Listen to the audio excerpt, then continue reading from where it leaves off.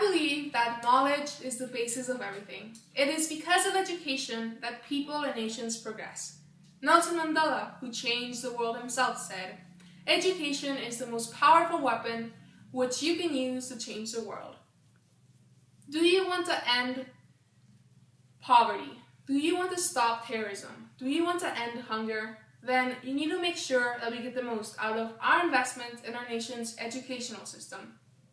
Where will the scientists, the biologists, the environmentalists, who are the most likely to change global warming, come from without a strong education?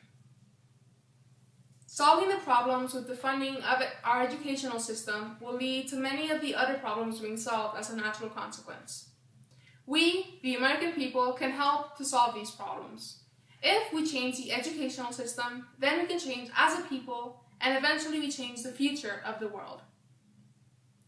Educational leaders in the US spend the most money on their students in the world. They spend $7,000 per student per year. Yet, we are not leading the world in science or math. Educational leaders say they want to focus resources on core subjects, but they spend more money on extracurricular activities and electives. This kind of spending will soon lead to a shortage of medical doctors in the US. According to the American Association of Medical Colleges, by the year 2025, there will be a shortage of 45,000 to 90,000 doctors. Since it takes 5 to 10 years to train a doctor, this is an imminent problem. A problem that will affect the lives of many if it is not taken care for. Imagine waiting 5 to 6 hours just to see a doctor, just to get vaccinated. You could read all of these magazines. Every word, every sentence, every article. It would be like waiting in a third world country. Do you really want that to happen in a first world country? But how will we train all of these future professionals if American universities are so expensive?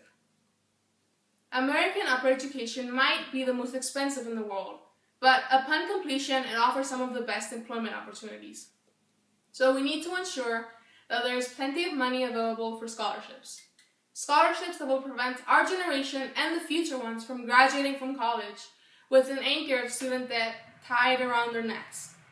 Investing our money in better education and more scholarships will also prevent a lot of the college students from giving up and dropping out. As Thomas Edison once said, many of life's failures are people who didn't realize how close they were to success when they gave up. Dropouts are not going to fill the 3 million unfilled jobs in the US in math and science. There's 3 million unfilled jobs and only 300,000 graduates annually. That is only 10%. 10% of what we desperately need, 10% which is not enough.